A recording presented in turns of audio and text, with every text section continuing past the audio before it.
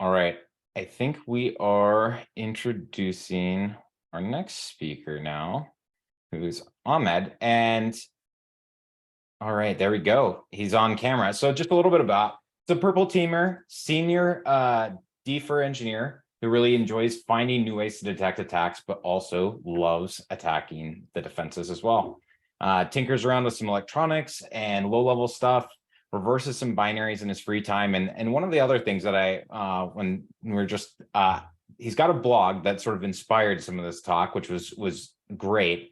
But the other big piece of this that I wanted to point out, and I mean, obviously Meryl and folks are familiar with some of the things she's done in the community, is that Ahmed's also done some like reverse engineering challenges and built some things. And I think that's something I've seen more and more when we're talking about purple teaming, is there's really this really big overlap with folks that are teaching and also doing purple teaming, because that is a little bit of where we're at, right? Is having to build something, having to show people like, hey, this is possible, here's what we can do. And that requires having that mindset of being able to sort of jump around from both the perspective of the student and I think a teacher. And so I think it does help there. And that was just something I've noticed for a lot of our speakers and folks that have contributed to this space. So just wanted to call that out, as that's a cool trend that I've seen. I know Chris is, of course, Chris has also done a lot of teaching.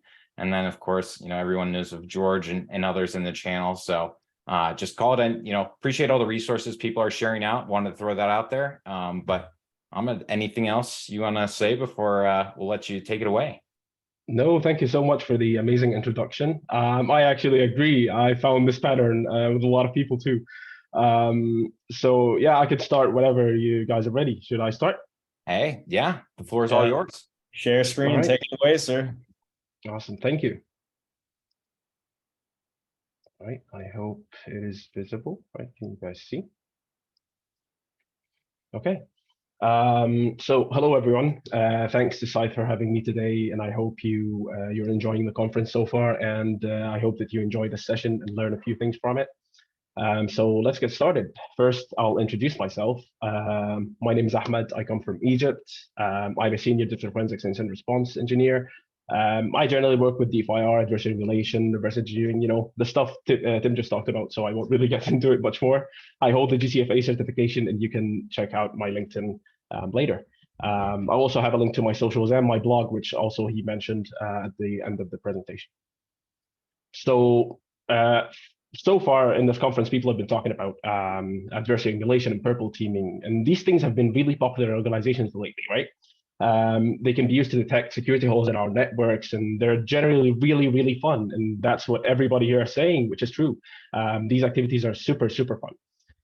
So what we're going to talk about is we're going to talk about threat detection and how it generally happens, how our networks can we can detect threats in our network, right? We're going to talk about adversary emulation, and it's one of the ways we can make sure that our threat detection is working correctly. We're also going to talk about how we create detection use cases. And then we'll wrap this all up talking about EDR tests and how we can use them to enhance our detection.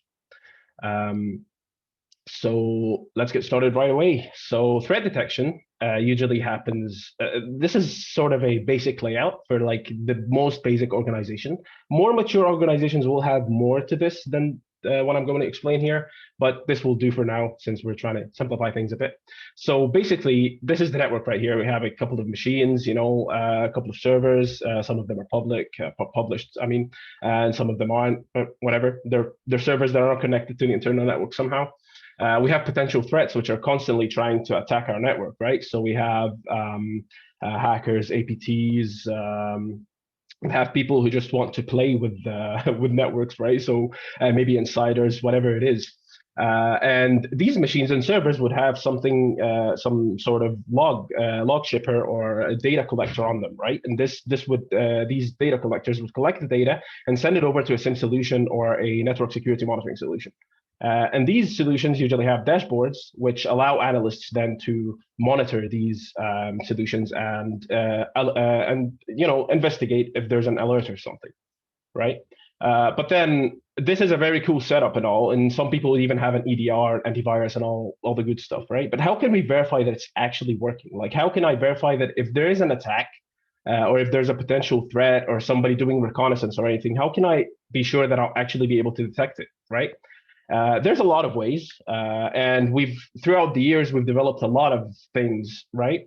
But usually we do this, or recently we've been trying to do it through adversary emulation, which is one of the most mature ways, according to Scythe, which is totally true in my opinion. I strongly believe in this maturity model. So we started doing vulnerability scanning, right, which was very basic, and now we're doing like adversary emulation. So it's a huge growth path, right?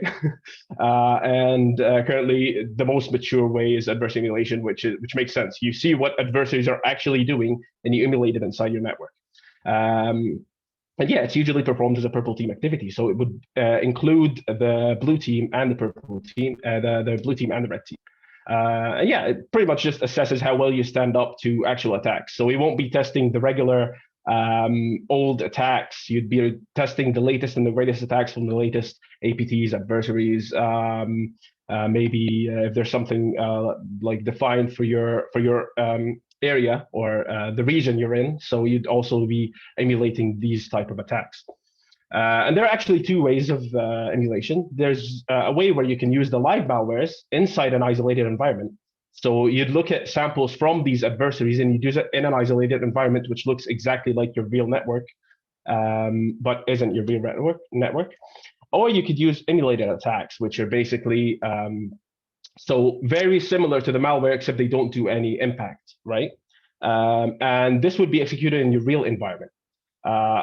And there are actually people who run emulated attacks in a fake environment or like a virtual environment, but I don't think I've seen people who use actual malware in their own environment, like the real environment for themselves, for their own organization, right?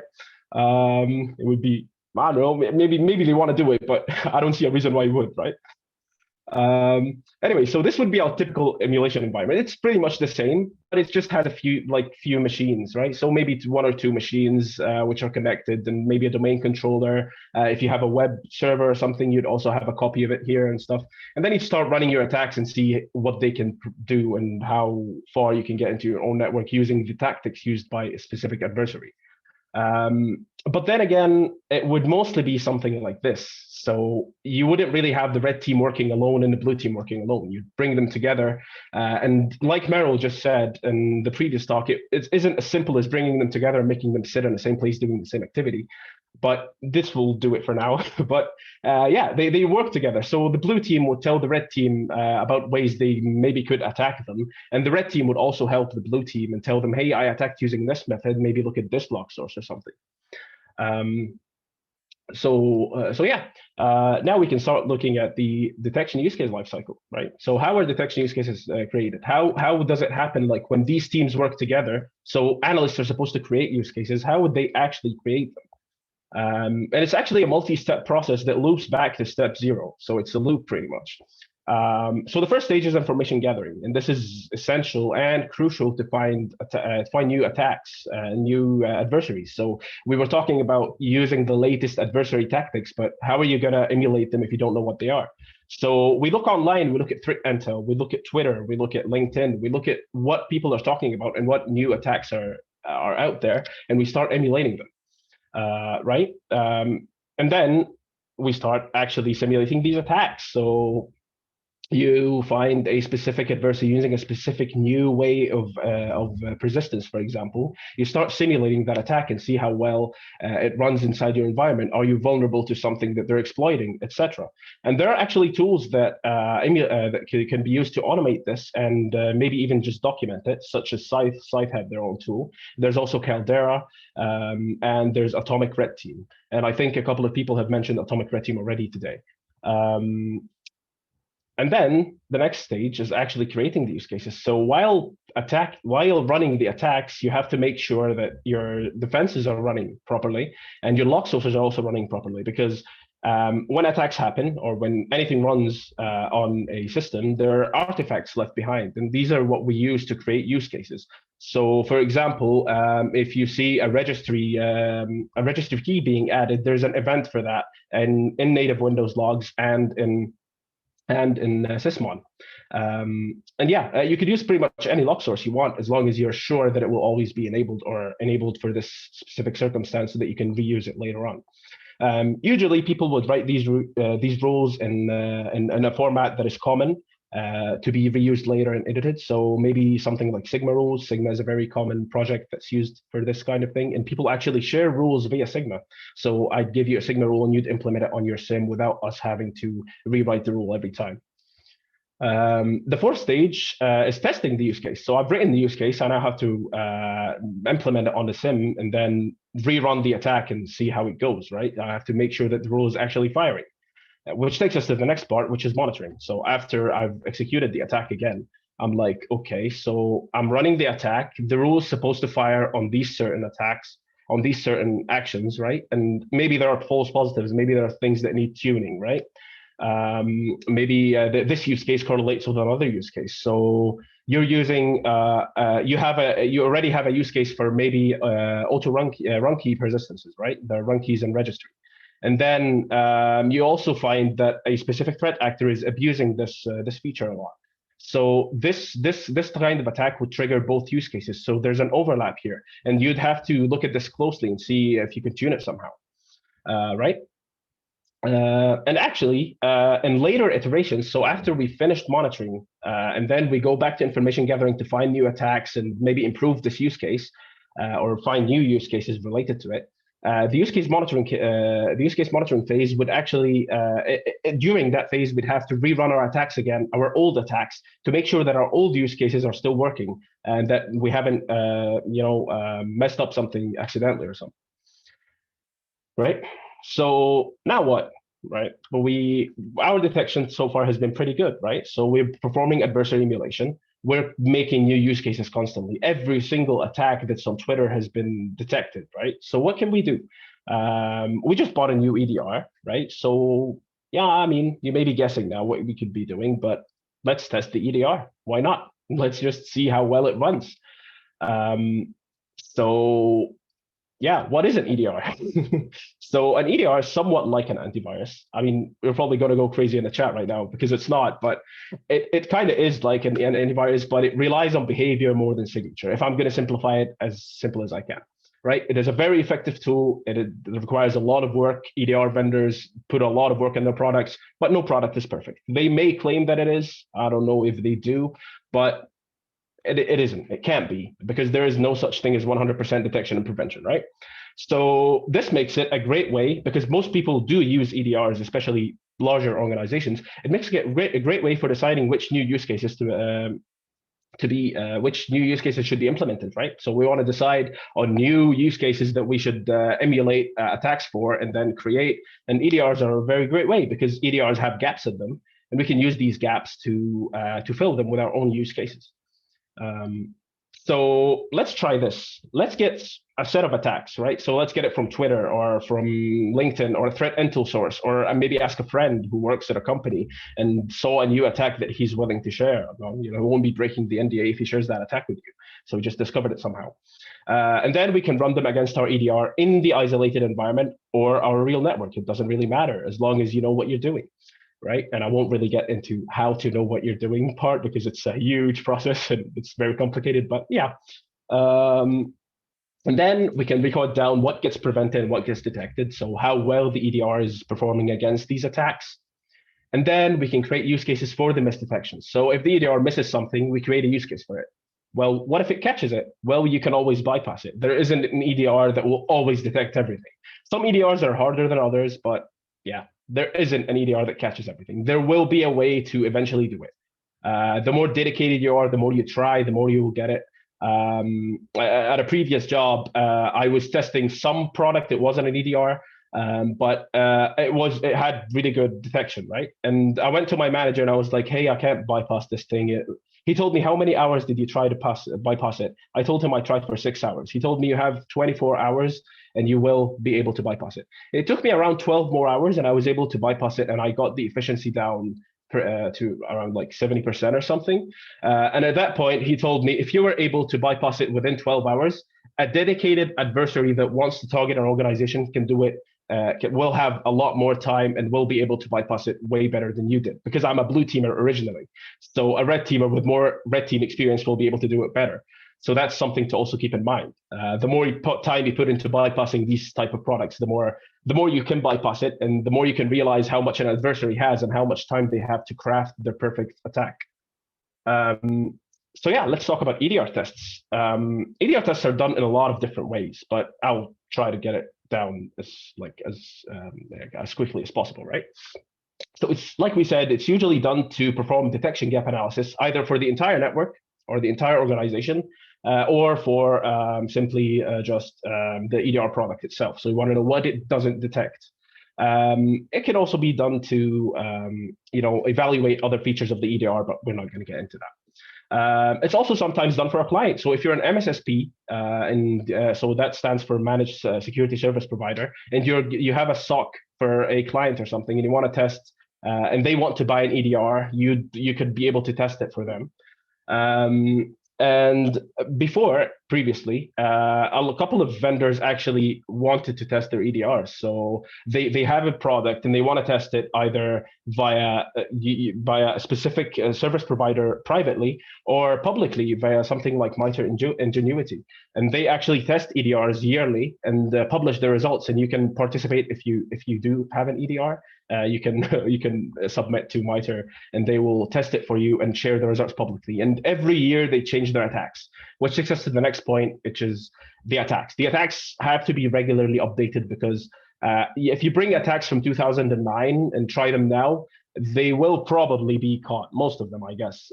Maybe some of them won't, but yeah, probably most of them. Usually people map these attacks to MITRE, which has been wonderful. It's a great framework. And depending on the situation, depending on how you're evaluating the EDR or what parts of it you're evaluating, the attacks are run through a custom C2 or something. So to emulate what adversaries actually do, because I don't think many adversaries use the GUI, but I mean, a lot of them do, because a lot of people leave their RDP published on the web. So anyone can log in. So the results would typically look something like this. And you can actually check MITRE Ingenuity, which has something similar to this, but a lot more advanced. So it would be like, so EDR A was prevented the obfuscated keylogger, but EDR C didn't. And it actually bypassed it just fine. But then EDR B was able to detect it, but didn't prevent it. So it left some telemetry regarding it, right? And you can also have efficiency scores. So you can tell this EDR compared to this set of attacks is like 50% efficient. And if the attacks are easy enough to detect, then maybe you're not actually testing each product well. Or if there's an attack that maybe it isn't logical for the EDR to detect, then you shouldn't really have it. So it has a lot of different criteria, which I really won't get into. But yeah, that's pretty much it. I will now share some interesting results from previous EDR tests I've done. These tests don't really reflect on any EDR because I won't mention who these vendors are, and I'm not really downplaying any of their efforts. They're actually great people. They do a lot of work to make their products work.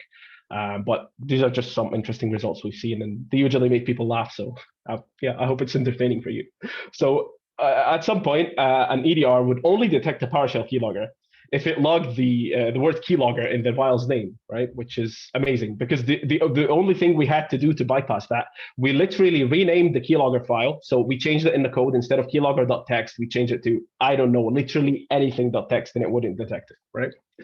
So it isn't really behavioral based in that case. There was also a case where no EDR was able to catch SMTP exfiltration through PowerShell. So basically sending an email through PowerShell, using PowerShell to send an email. None of them were able to catch it. And I think that was, in that test, we had like 8 EDRs.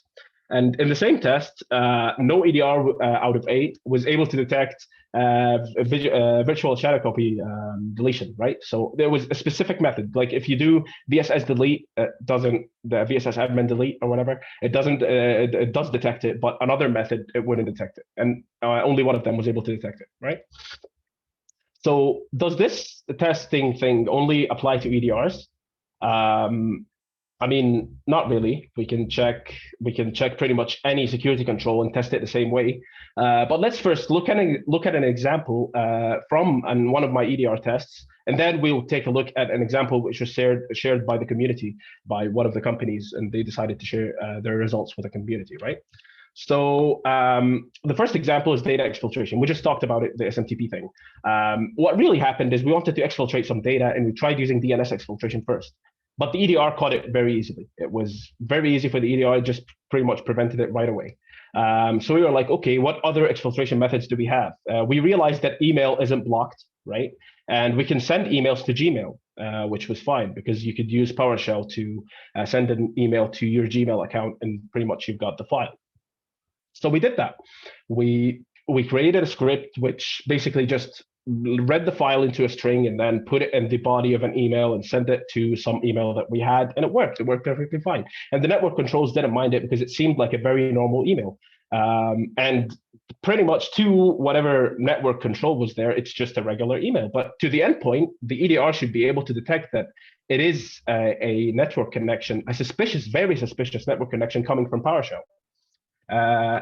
Thus, we were able to create the detection logic. So the detection logic was pretty much, so we have Sysmon, this client specifically had Sysmon.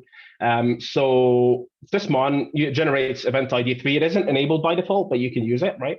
So it tells you when an internet connection is coming from a process, and it tells you the destination port number. So if I'm sending an HTTP request, for example, it would show port 80, right? If it's an HTTPS, it would maybe show 443 or something, depending on what port is running on the server, but just for example.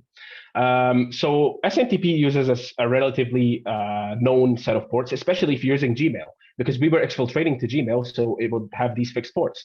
And that's what we did. We created a use case, or a Sigma rule in this case, to check for Sysmon, right? Event 3, and if the process is PowerShell and it has a port of any of these SMTP ports, it would straight up just block it. Right, or at least it would get an alert for the analyst, and the analyst would then tell people, hey, we found some PowerShell sending an email, because it's not really normal, right? No organization wants to do that. Who would use email through their PowerShell? I mean, there's probably some admin in the world who uses PowerShell as their email client, but it's not the norm for most organizations. And yeah, that's one of the examples. This was related to the endpoint, and it was in an EDR test. But I actually, like I was thinking, there are probably other ways we could do adversary emulation for other parts of the attack. So something like initial access, we could do it for emails, phishing emails, because, for example, Qbot, it's a very popular adversary lately. They've been using phishing emails to attack people and target people. There's also bad USBs. There were instances where bad USBs were used heavily by adversaries to gain entry to places where they shouldn't, because they were air gapped. For example, Stuxnet's original entry point was through bad USBs. So I guess if you have a nuclear power plant and you want to check if it's standing to bad USB attacks, you could probably try to emulate the attack somehow and try, figure out if it's going to work or not. So I reached out to a company called DFIR. They do adversary emulation for emails, and they were willing to share some of the details, like the SMTP exfiltration I just talked about. They were willing to share something similar, but for their email adversary emulation attacks. So what they did is they saw a report where Qbot was reported to be using emails such as these, right? So it would be, they would send you an email which contained a PDF, and the PDF would link to an external zip file. And the zip file had a password, which would basically make it like no malware, no anti-malware software or anything would be able to decompress it and check for the malware in it. So it makes it easier to bypass the email gateway and stuff like that. And then they would have the password as an image, not as text. So sandboxes wouldn't be able to extract it easily inside the PDF file in the image. So you click the link, you get the zip file downloaded, and then you use this password to open it. And then voila, you have your very secret, important file or whatever. And yeah, it would look like this. The mail gateway, of course, blocked this and labeled these emails as phishing because, hey, there's a .zip file and it's linking to a .zip file. Why would a PDF link to a .zip file? It's very unusual. So it would block these. So that was pretty simple. They got their web developers at DFISH to be like, hey, change this, change the not evil.zip to some path, and this actually works. Then you get your zip file, but there's no .zip in the link, so it wouldn't be caught very easily. And this worked initially, but then they realized that the sandbox was giving them a report that the PDF was being blocked because it was also not just because of the .zip extension, because it was also just a one-page file with a single image that was linking somewhere else. And it also makes sense. Like usually when you get a PDF file, it has some form of text in it. It is usually more than one page. And even if it's one page, it would usually have text, not just a single image. Because if it's a single image, why not send it as a GPG or something? Yeah, so it would block it, right? But then they also realized that the sandbox wasn't actually downloading the zip file. It was failing to do so, and they had no idea why. And they kept on debugging it for a few days until they decided to reach out to the vendor. And it turned out to be a problem with the multi-layer sandbox. It was an error in the product itself, a bug, right? And they contacted the vendor and they fixed it for them. They just had to apply a patch or something. And yeah, this is a case where adversary emulation helped them indirectly to detect an error in their own product, not their own product, but the product their client was using, the sandbox, and they were able to fix it. And yeah, they could have discovered it other ways, but it's better to discover it before the attacker attacks you, right? And make sure that your products, your tools are working. And like Brisson and John were saying at the start of this event, they were talking about you have a lot of controls. Are you actually sure that they're working? Like they may seem like they're bringing up alerts and blocking stuff, right? But are their components working well? Are they actually working? So we don't know. That's why we test them.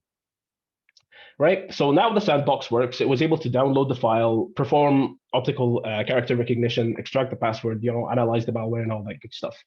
But then why stop there? Like we talked about this cycle of endlessly bypassing security products. So let's do it again. They were able to make the sandbox not extract the password by changing the wording and the format and changing the password's location in the file and stuff, which is cool. So now they're bypassing the sandbox again. So what can we do now? From the sandbox, they saw that the PDF reader was actually spawning a browser for each link opened, and the browser would have the URL as a command line argument.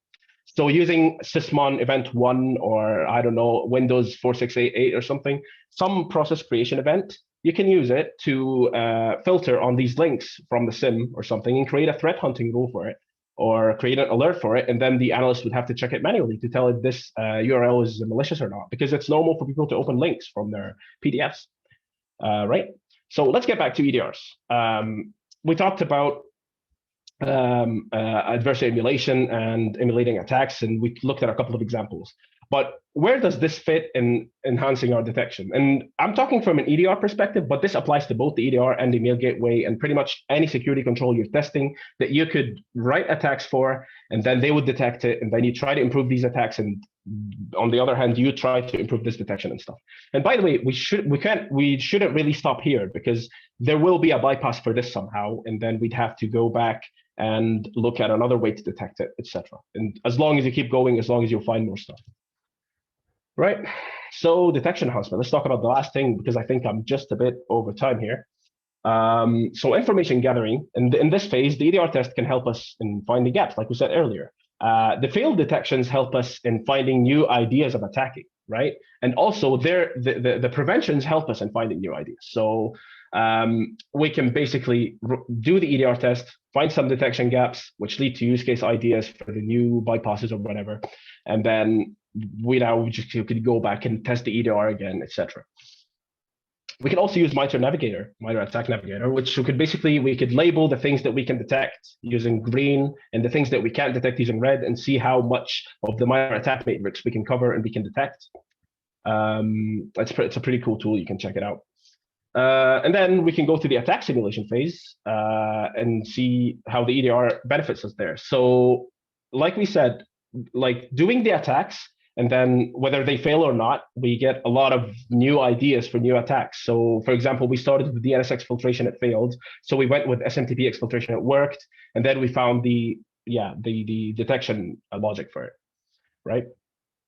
And with the monitoring and creation phases, we can use the EDR itself and some of its features to add more logging capabilities. We can reduce its false positives through the attacks that we're doing and stuff. And yeah, I don't want to get more into this because I'm really out of time. But yes, thank you so much for watching or being here today, and thank you for coming to my talk.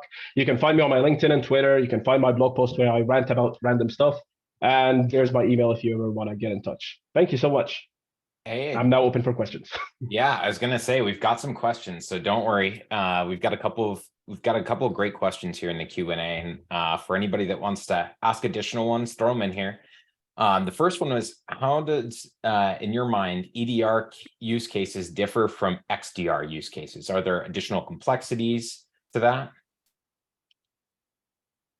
That's actually a really good question. Well, I personally, in my time so far, I've only tested one XDR, and it was pretty much the same idea, right? So it's pretty much just the same cycle of doing the same thing. You're basically just trying an attack. But the thing is, XDRs were a little bit better in detection, right? Because they were way better with the behavior. It realizes the behavior better than the EDR. So it probably wouldn't detect it as a keylogger just because it has the word keylogger in it, right?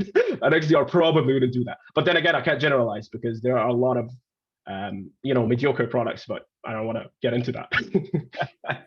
Well, and so when you're talking about going through these tests, are these use cases automated? Are you sort of doing these by hand? What's the way that you've typically tested these things? So typically, like we had in the chart, so we'd have everything that's happening on a system logged to some sort of SIM or data collection place, right? So we can send it to something like ELIC or the Elastic Stack now, I think it's called. And then from there, we can start looking at the differences and what happened on the system. So there was this process creation. We could also use sandboxes and live dynamic analysis. So we could use something like Procmon and see what's happening during the execution of the malware or the attack, because it doesn't have to be specifically malware. So yeah, there's a lot of ways, but mostly it was done manually. But you could also automate it, but I never really tried to do that. So yeah. I'm gonna say, as this is one of those things that as you scale, right, you'll want to automate the tests exactly. already done, but then Yes. the new ones are probably going to require some level of tuning or picking and seeing like, hey, where do I actually want to spend my time to test this, whether it's a new URL or something else. Exactly, and we had automation for the test though. We did automate a huge part of our tests before using Atomic Red Team. So we had the tests with their UIDs, and we'd run the test one by one because I don't want to do it from scratch every time. And from there, we just check the logs again and the data on ELIC or the SIM or whatever, and see how much it differs from the previous attack, and etc. Drift reporting there. So thank you. No, that's cool. Chris, you yeah, want to take the next one, or at least ask the question. You know, Ahmed's here is our expert here. Okay. I see you give me the paragraph one. Let's try to summarize it. So how can you use the results from adversary emulation testing to prioritize investing in additional security technologies for staff training? There's another question that follows that, but we'll stop there. So how do we use adversary emulation to prioritize what we should invest in as far as security technologies or training? Actually, that's also a great question, but I think it would be more like, I think someone at a higher managerial level would be able to answer it. From my point of view, I'd be like, hey, we failed to detect this because maybe we don't have this product. For example, with data exfiltration, maybe something like data loss prevention would have helped, right? I could only suggest it, but who would actually determine what to buy what? Really wouldn't be me, because I'm more of the technical, like deep down guy, right? So I wish I could answer your question better, but what I generally try to do is I look for where the detections were missed, and only if I require to buy the product, I would buy it, right? Especially that some of these tests were done with very small clients. So the organization itself has around 50 people. So I wouldn't go to these 50 people or the small organization and be like, hey, you should buy this and this and this and this and all these products, because that would pretty much bankrupt them, right? So we usually try to go for more like easier detection methods, easier on the wallet at least, or the budget, right? Oh, I think just to add to that too, this is where every organization, it's like one of those tough things. Everyone wants that single thing that will work across everything, right? Of course. And the reality is, like, every business has some little different use case. There's some, like, sort of, I'll call it like basics, ground rules of like whether an EDR, I think as Frank Duff brought up earlier, right? If you don't have an EDR deployed, it's going to be really hard to use like ATT&CK and some of those other, and a lot of the other resources. And so that can be a starting point, but it doesn't necessarily mean that like that has to be the only investment, or that is necessarily the first investment even. So I think that's where that gets real tough real quick. But great question. Yes. I agree with the EDR with that. Oh, the other part of that question just went away. I guess we answered That was it. me. Sorry. There is another one around like the risk. How do we use that to address risk of the organization? I know that's going to be a tough one to go to. I see it as one of those areas where like we don't necessarily have risk around, like, if I don't catch NL test domain admins, like I don't know how I quantify that risk at all. Do you have any ideas around that? I also don't have any idea. Probably One of the someone from things that GRC would be able to help. Yeah. One of the things I was looking at is, you know, for like vulnerabilities, we have the vulnerability score. So like, it's like a 10, and you know, okay, I probably need to really patch that. But I think we lack clarity into like how often a certain procedure is used by different adversaries, so that we could then like have some sort of scoring around, you know, like if I can't catch that a malicious ISO is mounted, like in one of your instances, like I don't know how to do risk around that. But I think that's something that we need to come to together as a community and really have a deep conversation like we did around vulnerabilities and how to score vulnerabilities. So I think that's something where we're moving to. I agree, but I think the most difficult thing about it so far is that the risk differs from each organization to the other. So we can't really agree on something. With vulnerabilities, it's like, hey, if you're running this, there's a huge risk that they could maybe do an RC or something. So it's risky for everyone.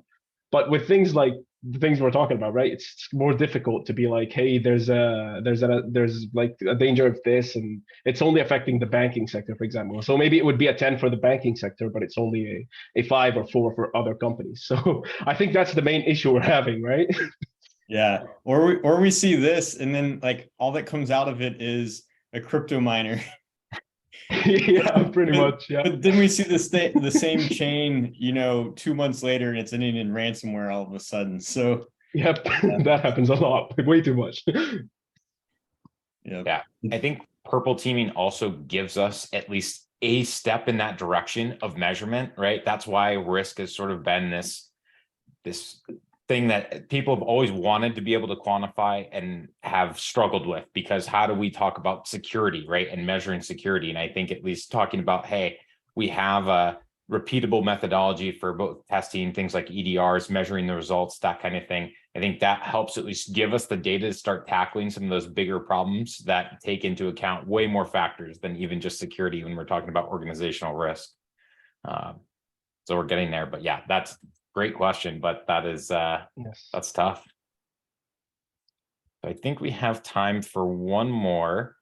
And so do you have any specific testing practices or frameworks that you use? In this case, it was OSSTMM was an example. To be fair, I haven't heard of OSSTMM, but we had our own framework, which we used in-house, right? So most of my previous employers, we did that. We had our own sort of testing. So, and it was mostly based on something. So at my latest work, we used a Red Team Atomic, and we had our attacks, and we had our attack library. And it was sort of, we had our own framework with our own documentation, so I can't really get a lot into it. But yeah, I will definitely be looking OSSTMM up. I hope I didn't butcher that, but yeah, I'll be checking it out. I wonder if they meant the OSSEM, which is it's just a standardization model that people are trying to go over of how to tag data when it comes into a SIM, so to speak. But I'll post that out to the chat. I think it is a good project. Let me see. I'm at host and panelists. Let's go there to you go. everyone. There There is, we go. so it's the open source security testing methodology manual. Okay, cool. Oh. I'll definitely be checking it out. Thank you All for right. that. Well, we have so many acronyms. It's so hard to keep track I of. have a lot, yeah. I'm gonna say, I mean, the thing that with methodologies, with test frameworks, with all of those things, I think I'll pull it back to something that Chris mentioned earlier, was that everyone looks at a framework and is like, you either walk away with two things. This is either over prescriptive, right? This doesn't fit my use case because it's either too specific or it's too general and I can't do anything with it because it's useless and it doesn't tell me what to do. And Exactly. and so that's where all of these, for having all of the frameworks, I think that this is, as you go and test these things out, like look at, can I follow this with what I'm doing? Does it work for me? If not, okay, then say you can either maybe try another one or do something else. But that's one of those things that everyone will end up, like, even if you follow one of these standards, you'll end up having your own that you sort of mentally create in the way you follow it and the way you tackle specific steps. So I think that's something that comes with a little bit of time and experience. And those foundational ones serve as like good talking points, right? We're showing like, hey, if you are communicating with senior leadership or something like that, like Meryl mentioned before, like that's something that you can point to as to, hey, here's what people have done before. We're going to try and implement these things internally, but how you implement that may look very different for every organization. Yep. So yeah, no, great questions. So Yeah, I think we're at the top of the time slot for it. So we're moving on. Thank you once again. Happy Friday. Hope you enjoy the weekend. Thank you. Happy Friday. Giving us yes, thank you so much for joining us. Fantastic. Thank you so much for having me. And thank you all for watching. And I hope you have a great weekend. And enjoy the rest of the conference too. Yep. Happy Friday. See ya. Thanks.